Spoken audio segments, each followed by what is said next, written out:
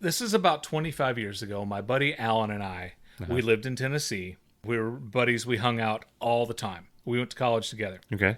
And he asked if I wanted to go hiking with him. And I said, yeah, that sounds like fun. It's a beautiful fall day. We're going to go hiking, and we're going to go up Roan Mountain to this great place to go hiking. Yeah. So he's driving. We're in his car, and we're going up this long, windy road that takes you up top Roan Mountain. Yep. Okay. On the drive up there, Uh-huh. his car craps out.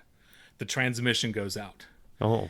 Luckily, it went off in a spot that had Like a little place to drive off a the place side of the thing. exactly a place to Yeah. pull off. So you didn't plummet off the side of a Exactly. mountain to your death. So he pulls the car off the road and looks underneath it, and you can see transmission fluid just pouring out the bottom of the car. Yep.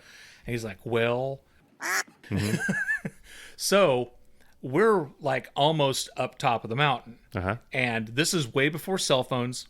We managed to turn the car around, and he coasts, glides down to the bottom until we finally get to a flat space, and we go about as far as we can go. And then we park the car. And like I said, neither of us have cell phones.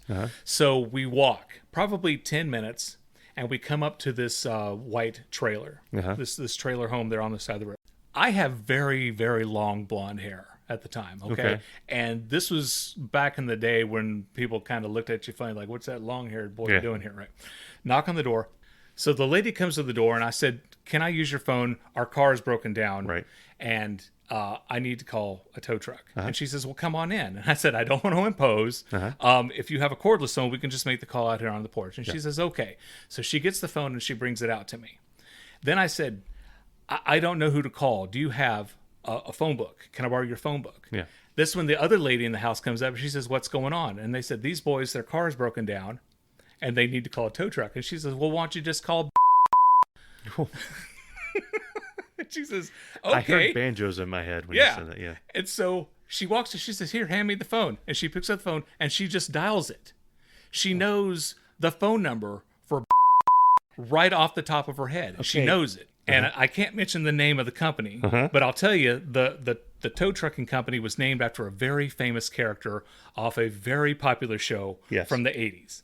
She knows the number off the top of her head. How do you know the number of the tow trucking company right off the top of your head? I don't know. But she calls and she says, yes, we've got a couple of fellers here. Their car is broken down and they need a tow truck. And they said, okay, we'll be out in about 15 minutes. So she said, okay. So then I tell the nice lady on her porch, I need to make one other phone call. I need to call Johnson City and have somebody come and pick us up. Is it okay if I make one more call? Absolutely. So I make another phone call. I call my mom. She's the only person I know who's home who can come and get us. I call mom and I explain to her where we were, what's going on. And she says, okay. Now she's about 40 minutes away. Okay. While I'm on the phone with my mom, two other guys walk up to the house. Okay. Complete strangers. A man who lives in the house comes out.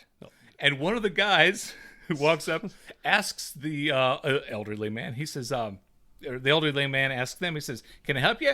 And they said, well, yeah, we were going to go fishing across the street there in your creek.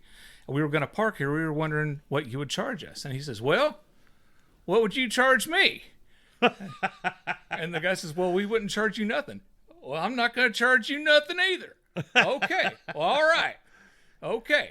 So I'm like, what in the hell? We're like stuck in the middle of Mayberry hee-haw. What's going on here? You know?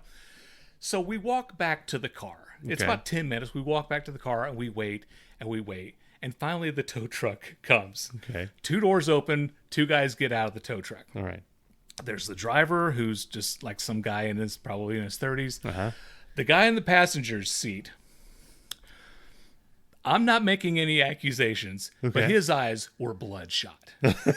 Okay, his eyes look like you had dropped salsa in each of them. Okay, over and over and over again. He's seen better days. He's seen some sights. He's a little bit on the sweaty side. Yeah, a little bit on the worn out side. Okay. And there's like, is that your car? Like, yes, it's the only car on the road.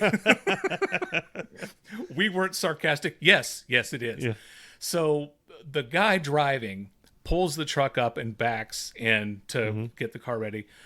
Mr. Bloodshot starts talking to us, and he says, in case you was wondering why there's two of us, he ain't trained to use the lift, and I can't drive because of the DUI and I lost my license. So Alan and I are thinking, this is like, we're dead. Yeah. We are so dead. Yeah. And it's the only game in town. What are we going to do? Walk 10 minutes back to the house and call somebody else besides Yeah. Yeah.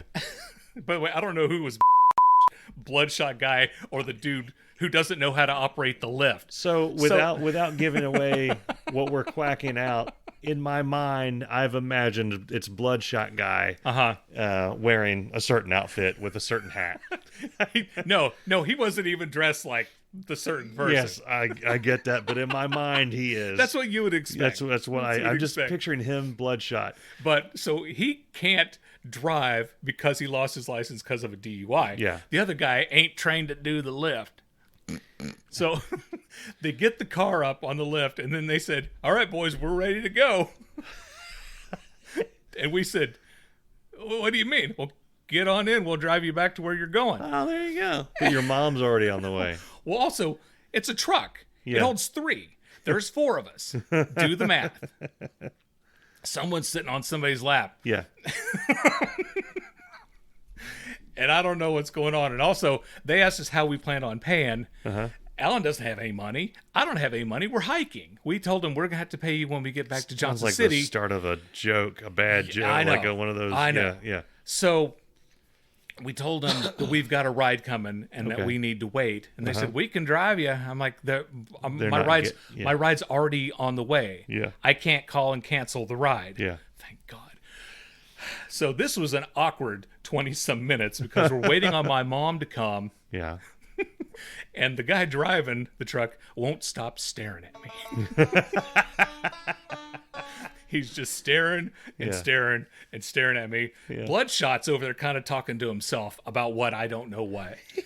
And Alan and I just kind of veered off, and I said, Are you getting a Deliverance kind of vibe here? And he goes, what are you worried about? In Deliverance, they like the fat one.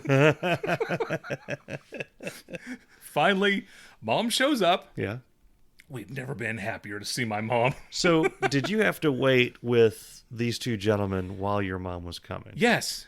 Because on the side of the road, because they were following us back to... they're going to take you all the way back there. They were going to take us the 40-some minutes back to Johnson City, 4 of us in a 3-seater. No, that ain't going to happen. Yeah. And they were making sure that they would get paid. So we get back, and this is on a Sunday, and where we live, banks weren't open on Sunday. Right. So my mom paid for the truck driver. Oh, my Lord. She paid the tow. Yeah. Alan paid her back after he went to the bank on Monday. Yeah. That was dicey. That was close. Wow. And that was my experience with tow.